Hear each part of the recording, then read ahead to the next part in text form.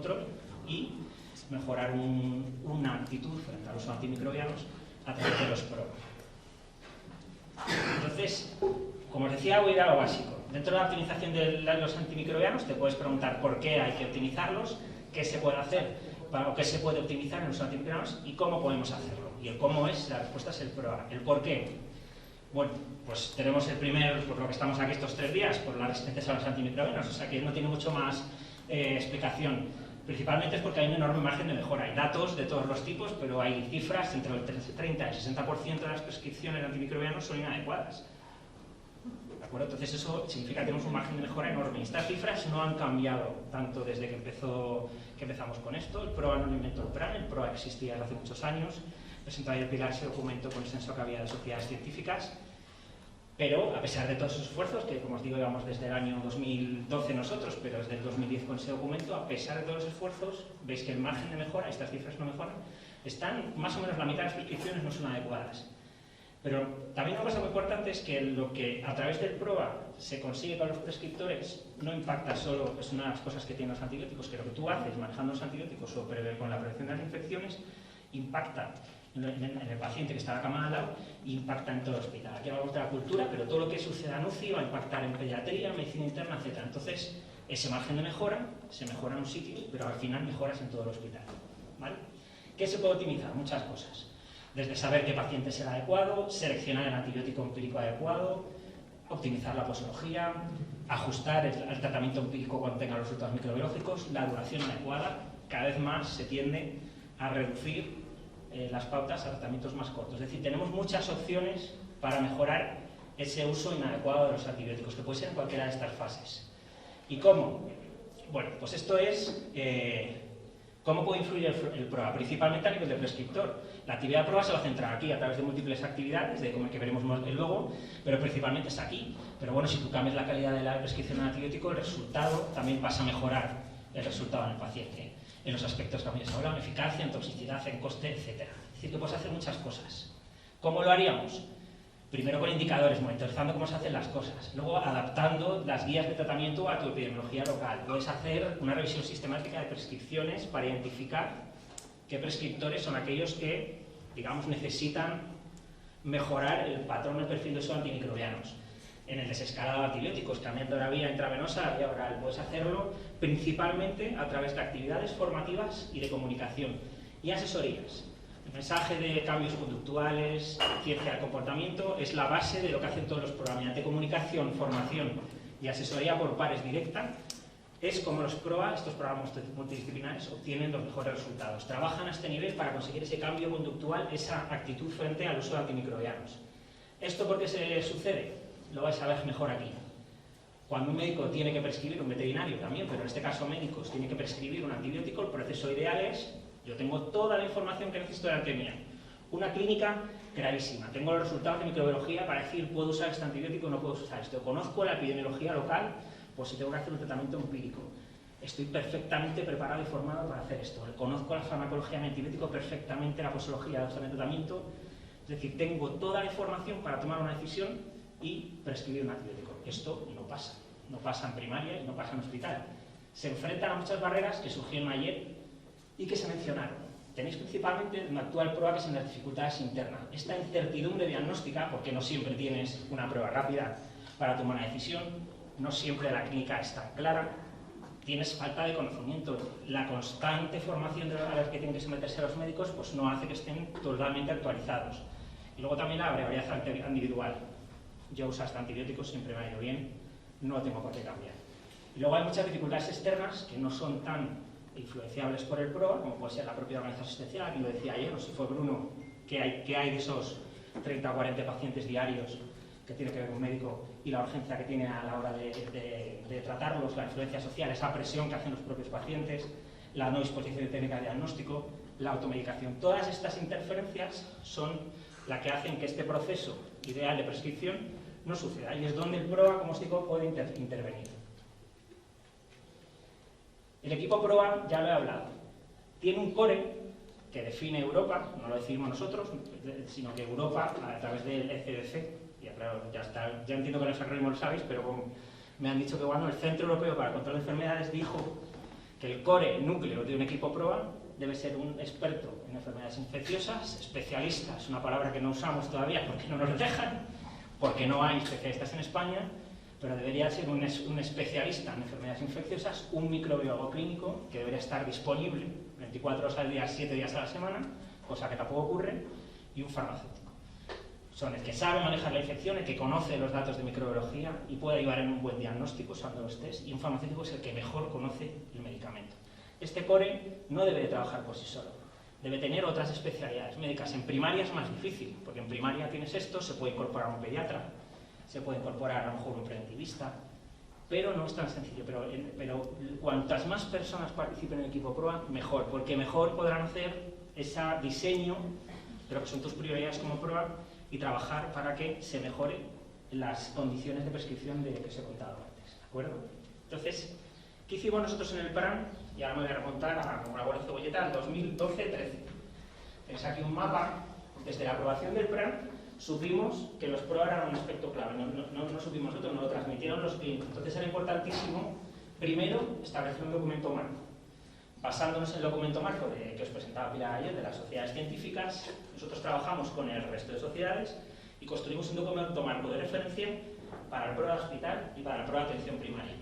Y empezamos a trabajar ya en el 2015 en un documento marco de referencia para los centros sociosanitarios, los centros de larga estancia. A día de hoy no tenemos todavía ese documento marco, lo que refleja la complejidad de este nivel asistencial. Es muy difícil construir un equipo, como el que os he dicho, de microbiólogo, farmacéutico, experto en infecciosas, con el apoyo de UCI en un centro sociosanitario, por dos motivos principalmente, porque la mayoría en España o son concertados o privados, pero sobre todo porque la mayoría de ellos a lo mejor tienen un geriatra y no a tiempo completo. A veces tienen un farmacéutico, pero normalmente las infecciones se les deriva según la organización asistencial de la comunidad autónoma o a primaria o a hospital y según la gravedad de la infección. Entonces, bueno, primero lo que hicimos fue construir ese documento marco. Luego, en el 2016, no en el 26, trabajamos en, bueno, pues vamos a medir todos igual lo que hacemos. Vamos a poner indicadores de uso de antibióticos, indicadores de resistencia, indicadores de proceso, indicadores de resultado para los PROA, porque es muy importante medir todos igual, ¿de acuerdo? Y ya en el 2018 empezó a surgir el RUN nuevamente a través del trabajo realizado por sociedades científicas. ¿Y si hacemos una lista de estándares de cómo sería el PROA ideal? ¿Y si no solo elaboramos una lista de estándares, sino que además establecemos distintos niveles para medir cuánto de bien lo hacen, si desde el nivel más esencial y básico necesita un PROA, hasta tener un PROA avanzado o ser excelente en tu trabajo? Bueno, pues eso es lo que empezó a trabajar el PRAN, como os digo, a partir de un documento elaborado por sociedades científicas para la parte de hospital. Nosotros cogimos ese documento y fuimos un poquito más allá. Pues vamos a institucionalizar esto, vamos a hacer esto que sea algo que forme parte esencial del Sistema Nacional de Salud. Entonces elaboramos lo que llamamos las normas de certificación de los equipos PROA, que empezamos a trabajar en el 2018 y que no terminamos de aprobar en los dos comités de coordinación del PRAN hasta mayo del 22. Es verdad que ha habido una pandemia por medio que nos retrasó muchas cosas, pero este esfuerzo de casi 4 años refleja la importancia con la que se tomó todo el mundo la elaboración de estas normas. Pasó por más de 250 comentarios en cada norma por expertos de sociedades científicas y de comunidades autónomas. Un esfuerzo enorme de consenso por todas las partes, hasta conseguir primero la aprobación en mayo del 22 y luego, en salud humana, al Consejo Interterritorial del Sistema Nacional de Salud solo van los informes anuales, los respectivos planes, el Real Decreto de Salud Pública y las normas PROA. Es decir, es un documento que formalmente el Ministerio y los consejeros de sanidad han aprobado.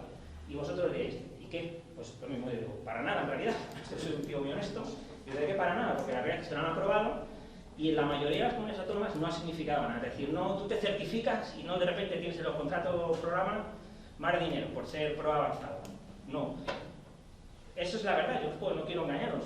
Y entonces nosotros ahora estamos trabajando para crear un marco legislativo que realmente haga de obligado cumplimiento esto, porque lo que dice el documento marco, lo que dice el PRAN y lo que dice las normas es que todos los centros a nivel nacional deberían de contar con un equipo de este tipo, al igual que dice que todos los centros a nivel nacional tienen que contar con un equipo de prevención y control de la infección.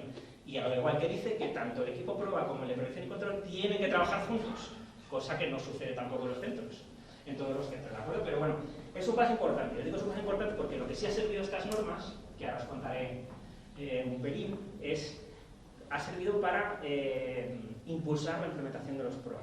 Con estas normas, muchos equipos PROA han conseguido recursos con sus gerentes, porque luego os contaré, el primer paso de esto es que la dirección del hospital reconozca la importancia del PROA, porque ellos son los que tienen que solicitar a la Consejería de Sanidad iniciar el proceso de autocertificación. Entonces, de esa manera dicen, bueno, ¿y qué hace falta? ¿Qué no hace falta? Yo os diré por qué creemos que esto va a estimular. Entonces, con todos esos documentos que ponía en la hoja de ruta, ¿en qué punto estamos ahora? Bueno, pues en el último plan tenemos las normas aprobadas, entonces estamos trabajando ahora en la implementación efectiva de las mismas.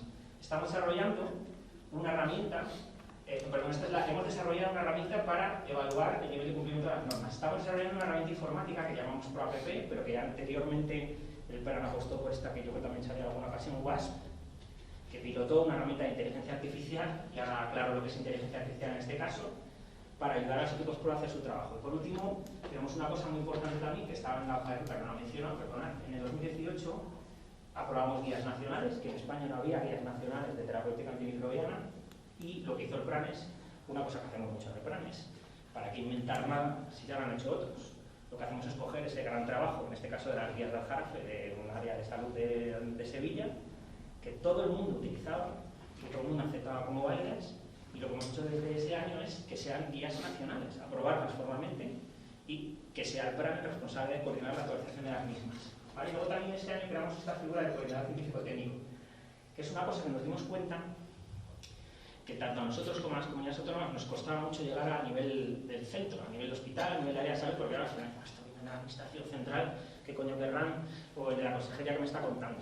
No es lo mismo que vaya un tío como Rafa al hospital de al lado a decirle, oye, mira, yo en mi hospital tengo un PROA, me funciona así, tal, no sé qué, vamos a hacerlo, me siento contigo, te ayudo. Pues una figura que financia el plan, en cada comunidad autónoma hay una, o según el modelo de comunidad autónoma puede haber varios, si son muy grandes, pues ayudan varios, que ayudan a los centros, tanto hospitales como de atención primaria, a implantar los PROA, y que luego tiene un papel muy importante en la certificación, como os contaré ahora. Una de las premisas que tuvimos a la hora de implementar las pruebas que creíamos importante que aseguraran la coordinación asistencial. Es decir, el paciente tiene una infección y debería de manejarse la infección igual. Estés en un centro de salud, acabas en urgencias del hospital, te acaban ingresando, o si eres un paciente que requiere una institucionalización, un centro de larga estancia, que te manejen igual ahí. No debe de manejarse distinto la primaria que en la urgencia, que en el hospital. Entonces, una de las claves para nosotros fue la coordinación asistencial. Y las normas, algo que no tenía la norma original de las sociedades científicas, es garantizar estándares que o exijan y obliguen esta coordinación asistencial, ¿de acuerdo? Entonces, ¿qué hemos hecho nosotros para implementar esto? Bueno, primero, desarrollar los estándares de calidad. ¿Qué requisitos son necesarios? Y luego, la institucionalización, ese reconocimiento a través del Consejo Interterritorial del Sistema Nacional de Salud, y que formalmente sea un proceso que inicien las altas instancias de la comunidad autónoma. Y luego establecer un sistema de certificación. Tú tienes unas normas, unos estándares que son de calidad, los hemos estructurado además siguiendo la estructura de una norma ISO. De esos 6, ahora no me acuerdo cuáles son los 6 procesos de una norma ISO, pues sigues esa estandarización y tú necesitas evaluarlo, necesitas certificarlo. Entonces, ¿cómo lo hemos hecho? Aquí nuevamente nos copiamos de los cosméticos. Dijimos, bueno, pues como primer paso, vamos a decirle a los centros que se responsabilicen, se autorresponsabilicen de decir cómo hacen ellos el PROA, una apuesta en el mercado. Yo declaro de manera responsable que tengo un PROA en mi hospital y que además creo que es básico, avanzado, excelente. ¿Cómo hacen esto?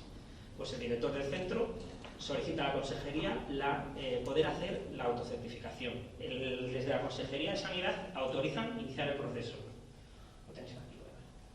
Esto. El centro rellena esta conformidad, dirección del centro de declaración responsable, que es validada por la comunidad autónoma, y se inicia el proceso de autocertificación, donde el coordinador del PROA sigue una herramienta que hemos diseñado y que se basa en las normas.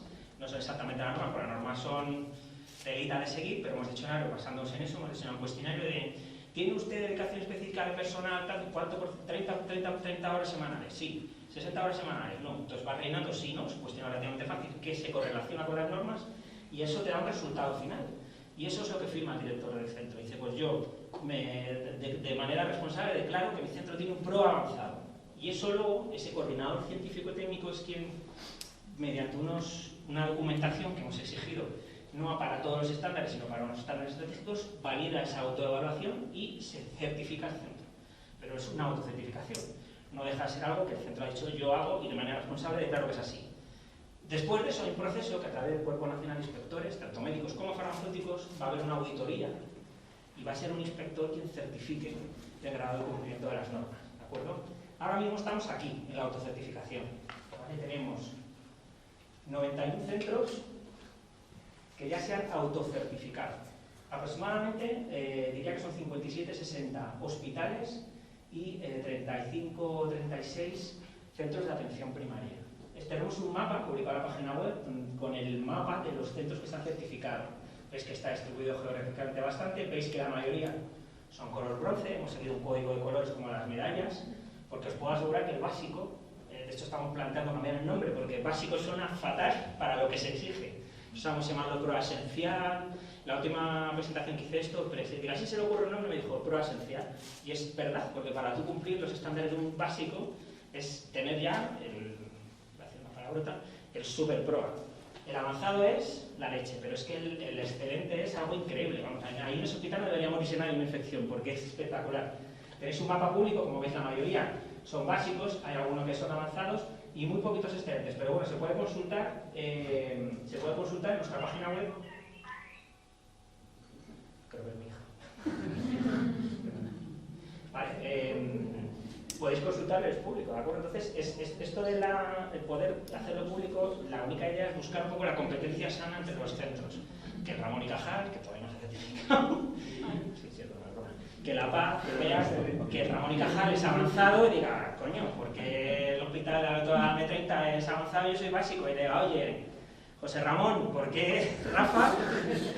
Que se llama José Manuel Arriba, porque Rafa tiene un pro avanzado y nosotros no, y pues ahora ya, coño, porque a Rafa le han puesto un microbiólogo 24 horas al día, 7 días a la semana, y taquetera. Y eso es lo que está consiguiendo las normas, ¿vale? Es lo único que está consiguiendo.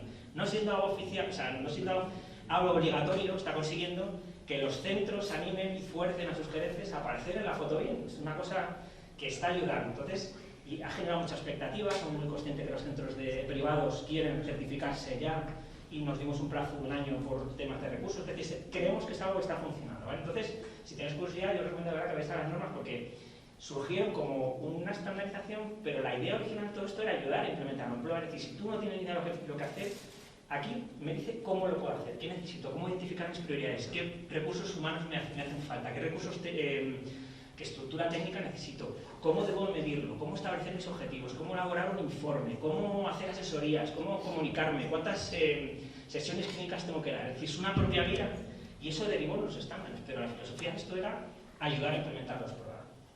¿Vale? Entonces, los sociosanitarios, he dicho que es un ámbito muy complicado.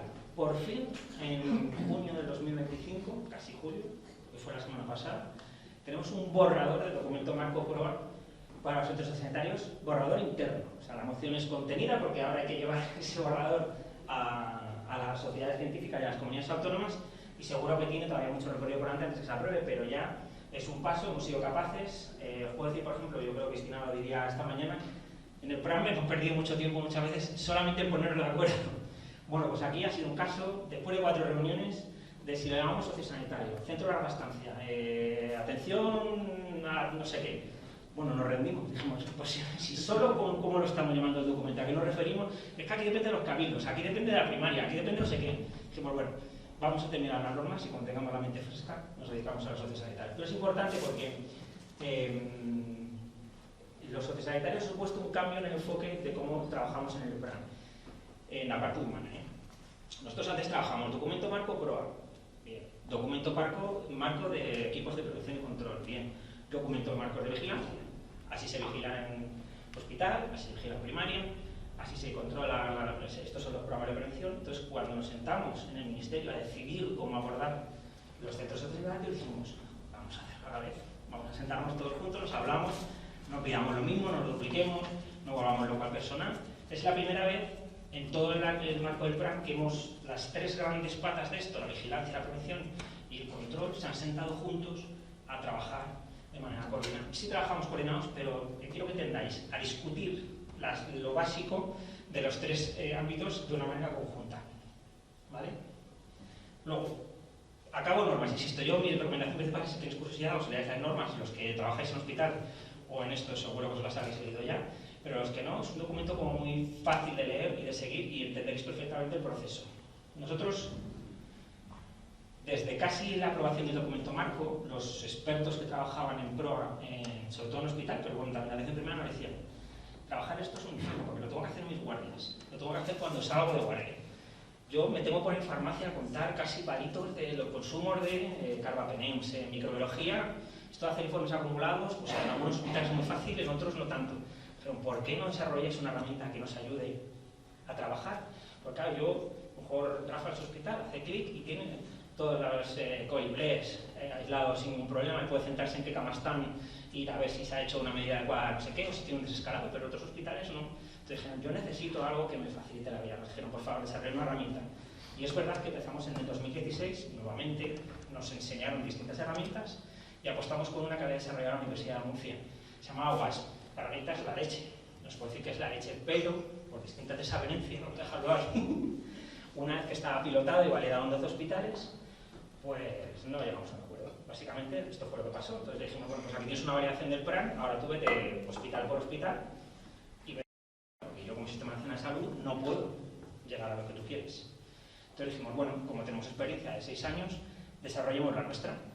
Es una buena opción. Entonces llevamos 2 años desarrollando una que no se parece a WASP, pero es bastante buena, que por desgracia estamos pilotando en 3 hospitales y nuevamente por desavenencias informáticas pues no hemos logrado terminar de desarrollarla. Pero, como yo siento muy positivo, siempre tiene cosas buenas. A raíz de este trabajo, otra vez gracias al esfuerzo de las sociedades científicas, hemos sido capaces de establecer un catálogo nacional de las pruebas del laboratorio de microbiología, que empezó aquí, que continuó SEINC, y que ahora tienen, todos los microbiólogos han acordado y han normalizado cómo llamar a las pruebas. Que os diré, bueno, tampoco tiene tanto mérito, pues lo tiene, créeme que lo tiene, que donde dicen E. coli en un hospital, sea coli en el resto, y no es que E. coli, es que coli y cosas de este estilo. Normalizar ese catálogo de pruebas no es algo sencillo, estoy reduciendo muy al básico, pero para que lo entendáis. O sea, es un esfuerzo el que han hecho de ponerse de acuerdo y tener un catálogo oficial increíble. Lo han hecho los farmacéuticos del hospital. Para el grupo J solamente, el grupo J es el de antimicrobianos, pero lo están haciendo para el resto. Y esto que nos permite a nosotros ir al ministerio y decirles, oye, microbiólogos y farmacéuticos te dicen que las pruebas se denominan así, se normalizan así, con estándares europeos, que los medicamentos se normalizan así como a nivel europeo, y que los laboratorios de análisis clínico, ahora que son una super sociedad que se han juntado todas las que había, también están normalizando. Y esto para ese espacio nacional de datos que hablaba Raquel Lloti ayer, y yo creo que Pilar y Rafa también, es importantísimo que todos hablemos el mismo lenguaje. Y si no lo hablamos, que seamos capaces de coger cómo lo denominamos en nuestro hospital y mapear para que el sistema nacional lo entienda. O sea, que solo por eso ha merecido la pena. Pero es verdad que nosotros vamos a seguir probando la herramienta, vamos a extender el piloto a otros 10 hospitales más y confiamos en que este año seamos capaces de saltar y salvar esas dificultades informáticas y validar la herramienta y poder ofrecérsela a quien la quiera usar. Esto no es obligatorio. Si Ramón y Cajal tiene una herramienta estupenda, pues la puede seguir usando. Ellos tenían WASP y me imagino que se han quedado sin él, igual que el resto, así que serán de los primeros que les ofreceremos por app para que la trabajen. Pero esto, lo bueno que tiene esta herramienta es que será propia del Sistema Nacional de Salud, y lo otro bueno y buenísimo que tendrá es que es una herramienta que no va a estar en el hospital, que esto a los hospitales no gusta tanto, pero a nosotros sí, sino que el dato va a volar a la nube, a un sitio estupendísimo, y va a volver al hospital procesado. De tal manera que si yo quiero cambiar el color de la herramienta, por poner un ejemplo tonto, lo voy a poder hacer, lo cambio en mi nube y automáticamente pasa de amarillo a rojo en todos los hospitales. De ahí a alertas, de ahí a que se actualice el catálogo. Eso que antes había aquí con WASP, hospital por hospital y adaptando, ahora se va a hacer una única herramienta única a nivel central que tú actualizas y tienes esa opción. ¿Vale? Los coordinadores. Esto para nosotros también fue un antes y un después. Yo he dicho que esta figura para nosotros fue muy importante porque nos ha permitido llegar a los centros y a las áreas de salud. Antes no era tan sencillo, insisto, porque yo iba a hablar del PRA y me decían, bueno, ya está esto. Pero ahora va una persona que tiene experiencia en PROA, que les habla en su propio lenguaje, que les entiende, que les ayuda. Entonces esta figura de coordinador científico-técnico se financia desde el PRA. A mí me permite tener un grupo asesor al que hacer consultas, pues si tengo un problema de suministro de Azactam, decirles, ayúdame a establecer prioridades a nivel nacional. Y sacar un documento en la EMS que diga, pues la Treonam hay que priorizarlo de esta manera, para estos pacientes. Mientras se mantenga el problema de suministro, así va a ser. Con la cooperación de la zona, ese tipo de cosas me permite hacer un vínculo, que es lo principal, entre nosotros y los centros, a mí y al coordinador autonómico. ¿vale? Y luego además es muy importante porque es el que valida la autocertificación ahora mismo, ¿vale? Y en 2 minutos, no sé qué habíamos pedido aquí. Bueno, una pregunta, esta me gusta. Sí. ¿Quién conoce lo que es la prescripción diferida? Si levantar la mano, no os voy a decir, defínela. Solo. Qué susto por ahí atrás. Prescripción diferida, bueno pues, Cristiana, pero pues estás estrapa, ¿no? Si no, no se ha puesto mano nunca. No se habéis puesto mano nunca. Alguien hablaba del pediatra, bueno, Manuel decía, mi médico me dijo que no me daba el antibiótico, vamos a esperar. Pues eso es la prescripción diferida. A nosotros nos dicen siempre, cuando vamos a todas las reuniones, que 2 cosas, si no tienes un duro, te recomiendo que hagas en tu plan nacional, es déjate de líos. Implanta en un hospital la higiene de manos, mejora tus indicadores de higiene de manos, olvídate de todo lo demás, mejora, haz que tus profesionales sanitarios se laven las manos antes y después ver a un paciente. Y lo otro que puedes hacer es en atención primaria, implanta la prescripción diferida, que no es otra cosa que tú vayas al médico y el médico te diga, esto es una infección bacteriana, te ha catado antibiótico a una prueba, es una bacteria, clarísimo, fenoximetilpenicilina en la casa. O no es una infección bacteriana, olvídate, tienes una gripe, chimpún. Pero como hemos dicho que no es todo blanco o negro, sino que hay muchas zonas grises, a veces, si te hace una prueba rápida no, pero a veces puede haber dudas. Dice, bueno, vamos a hacer una cosa, vamos a esperar un par de días y si mejoras, no mejoras o empeoras, o bien vuelves y te doy la receta, o bien toma la receta, esto no suele funcionar, ¿no? Y no vayas a la farmacia hasta siempre los días, y solo si no mejoras o empeoras, retira el antibiótico. La experiencia nos dice que al final vas a retirar antibióticos solo por si acaso. Entonces, lo que nos está pasando es que estamos intentando implementar, o sea, el beneficio es clarísimo. Esto cuesta, no sé, por dólar invertido, pues lo hace el Banco Mundial, por dólar invertido recuperas alrededor de $7, o sea, la inversión es clarísima. Pero, claro, con las comunidades hemos topado y sin todas las representantes de las comunidades autónomas, cambia todo el sistema de prescripción de una comunidad autónoma. Cuéntale tú hasta a un paciente en 3 minutos de consulta. Es decir, tiene una serie de dificultades que nos ha llevado a no ser capaces de hacerlo. ¿Qué es lo que hemos hecho? Bueno, pues que nos digan otros, los sabios del lugar, las agencias de evaluación de tecnologías sanitarias, estos términos de HTAs que están ahora tan de moda, y nos han dicho que efectivamente es coste efectivo y que hay que implementar un sistema nacional. Entonces confiamos en los 2 años y pico que nos quedan de este plan, ser capaces de derribar todas estas barreras e implementar la prescripción diferida a nivel nacional. La prueba de diagnóstico rápido, 30 segundos. Sí. Ahora, casi todo que tenga niños, porque yo creo que en adultos no hay tantas faringitis, o no se tiende tanto, pero en pediatría, si tú vas a lo normal es que te haga una prueba rápida de Diógenes, el pediatra, para asegurarse que tienes una infección bacteriana o no. Eso no está en el Sistema Nacional de Salud. Nosotros, a través del plan, impulsándolo, como si nosotros se ha impulsado que la Dirección General de Cartera del Sistema Nacional de Salud se evalúe el coste-efectividad de la prueba de diagnóstico rápido de Biógenes, de la proteína C reactiva y para virus respiratorios. Todo esto se promueve desde el plan a través de esta red de agencias de evaluación de tecnologías sanitarias para que hagan estudio y análisis de coste-efectividad y se incluyan en cartera básica todas estas pruebas rápidas, porque todo esto disminuye la incertidumbre del médico a la hora de decidir un tratamiento antibiótico. ¿De acuerdo? La adecuación de formatos. Esto me lleva otra media hora, así que no lo voy a contar, pero luego si tenéis curiosidad os cuento. En el 2012 la agencia llevó a cabo una revisión de los formatos de antibióticos, los que por aquel entonces tuviesen una prescripción, las cajitas, sobre todo los beta-lactámicos, tenían 24 comprimidos que no se adecuaban a nada. En aquel entonces te mandaban 7 días o 10 días, es decir, dabas o 21 o 30. La agencia, diréis, pues vaya tíos raros que decidieron 20 y 30. Bueno, pues esto atiende una serie de razones, principalmente de fabricación, que los blisters eran de 10, no puedes enlistar de 7 en 7 para una cosa y de 100. Entonces, los envases de ahora son de 10, o sea, de 20 y de 30 comprimidos, para 7 días o para 10. Pues nos hemos dado cuenta, os he dicho al principio que se tiende a cortar los tratamientos, que la de 10 no vale para nada. Sin embargo, como tú no se debería prescribir en el 97% de los casos, nos salió en el análisis de nuestra. Cuando tú te vas a las prescripciones y dispensaciones a través de receta oficial, el 95% de las prescripciones, ¿a qué no sabéis de qué envases son? De 30. Justo al revés. Porque dices, bueno, por este motivo, principalmente es porque, y esto nos hemos dado cuenta, que los sistemas de prescripción de las comunidades autónomas, cuando el médico pone 7 días 3 veces al día, el sistema le calcula 21 comprimidos y por tanto le calcula el envase de 30. Nadie le ha dicho a ese sistema, ojo, que si aquí te sale 21, que la receta salga con el de 20. Entonces automáticamente cuenta el de 30. Los laboratorios, que son, luego me puede regañar Cristina, que no está, son más listos que nosotros, dijeron, bueno, pues joder, yo voy a comercializar el de 30. Si donde ganaba 24 céntimos, ahora me ofrecen ganar 20, o me ganan 30, porque no gano mucho más, pues pongo el de 30, que por lo menos no gano más que antes. Toda esta cosa, así fue, os puedo decir que fue una cosa tal cual. Entonces, estamos ahora revisitando los formatos de antibióticos, intentaremos a lo largo de este año volver a analizar la situación, prever todos estos problemas y volver a sacar formatos nuevos.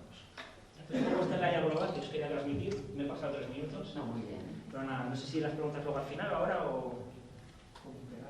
Normalmente, después de la presentación, si se Vale, pues si preguntas, tenéis alguna cosa, yo hablo muy rápido, espero a ver. De que tenía poco tiempo y muchas cosas que contar.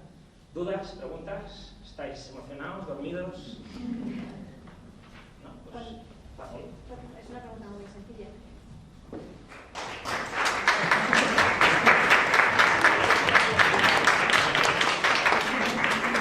Cuando hablas de coordinador científico-técnico, ¿es lo mismo que el coordinador autonómico? ¿Es la misma figura? No. Ah, pues eso. No. En el PRAC tenemos, a nivel del Comité de Coordinación de Comunidades Autónomas, tenemos 3 representantes autonómicos, uno para humana, otro para sanidad animal y otro para medio ambiente, que son los que las consejerías respectivas han nombrado para participar en el Comité de Coordinación, que son, bueno, nosotros pedíamos alto nivel, pero al final, bueno, pues la gente como nosotros, pero está bien, porque sí hablar de tú a tú. Y luego el coordinador científico-técnico es otro perfil completamente distinto, son 17 personas completamente distintas. Son gente con perfil asistencial, con experiencia en proa. Tenemos de todos los perfiles, tenemos intensivistas, preventivistas, infectólogos, micros, farmacéuticos, y son gente que ha trabajado en prueba, porque es una cosa que exigíamos, y en ese caso financiamos nosotros la figura. El PRAN da 70.000 euros a cada comunidad autónoma para que contrate o libere a esa persona en su trabajo. No. El representante autonómico PRAN es los que tiene Cristina para sanidad animal, los que tengo yo para humana y los que tenía Ricardo para medio ambiente. Esos son los que nos ayudan a tomar las decisiones en el comité de coordinación. Eso es lo que llamas coordinador autonómico. Eso es. Y el coordinador científico-técnico, CCT, es otra cosa. Yo, vamos, si me permites certificar que el tema de la ProAPP o el WAS no es un tema menor. Es decir, que en nuestro trabajo diario es una herramienta fundamental, porque si no, y ahí está Elena Salamanca, que junto con Pilar hace lo que es el día a día en el PROA, tienes que buscarte la vida para buscar la información entre distintos sistemas automáticos. O sea, que eso lo que te permite es integrar. Y ahí es donde vienen las dificultades, ¿no? Porque dices, oye, en el mundo de la inteligencia artificial, de las conexiones y demás, pues precisamente ahí está la dificultad, porque tiene que alimentarse del programa de microbiología, del programa de farmacia, del programa donde están las historias clínicas, y cuando te metes en distintas comunidades, en distintos hospitales, incluso dentro de las propias comunidades, cada uno utilizamos un sistema informático distinto, una historia clínica que no es homogénea en el Sistema Nacional de Salud, y luego lo que ha dicho Antonio, incluso los microbiólogos, hablando el mismo lenguaje, porque un coli es un coli, una Escherichia coli en todas partes, no lo tenemos codificado de la misma forma, con lo cual después al hacer los agregados, pues es imposible, ¿no? La parte, y al final terminamos haciendo los famosos palotes, ¿no? Para calcular pues, las estadísticas, los mapas de sensibilidad.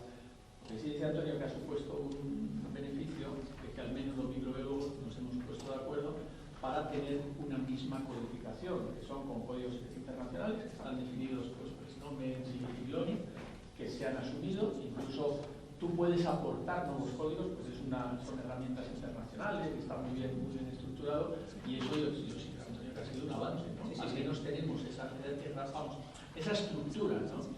Solo por eso ha merecido la pena. Yo creo que ha merecido la pena, porque ahora necesitamos lo de la herramienta, ¿no? Mi hospital fue uno de los elegidos para tener el WAS, el cual fue maravilloso, pero claro, luego al tener que financiar las comunidades autónomas, pues ahí ya empezaron los problemas, ¿no? Pero curiosamente en la codificación han entrado trampas y sí han puesto recursos para que codifiquemos todos iguales, porque así van a tener información. Porque te lo exige el espacio nacional que queremos construir. Ahora, a la hora de integrar los datos, están pidiendo que sea normalizado. Yo, para luego, solo por eso me he merecido la pena, lo he dicho.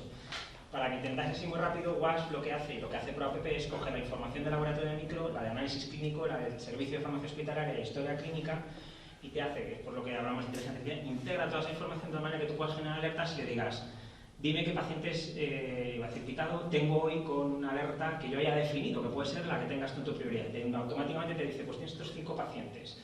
Puedes identificar para todos patrones que estén asociados al mismo clínico, que todos tengan resultado microbiológica y no se haya desescalado, que no haya habido un cambio de vía oral. Es decir, según tus prioridades, esto lo que te hace es optimizar el esfuerzo que haces. A lo mejor un hospital de 50 camas, pues tan importante, pero imaginaos Ramón y Cajal. No tener que ir buceando historia clínica por historia clínica, identificando. Entonces esto hacen estos programas. ProApp lo hace, no hace la virguería que hacía esto de, pues si la misma señora empieza a estar en las 3 habitaciones y tiene la misma fenotipada y genotipado, te va a avisar que, ojo, esta señora está paseando a la batería multiresistente. Pero eso es otra cosa que ya llegará. Pero por lo menos poder evitar contar palitos es una cosa que sí que hará. Y yo espero tenerlo este año.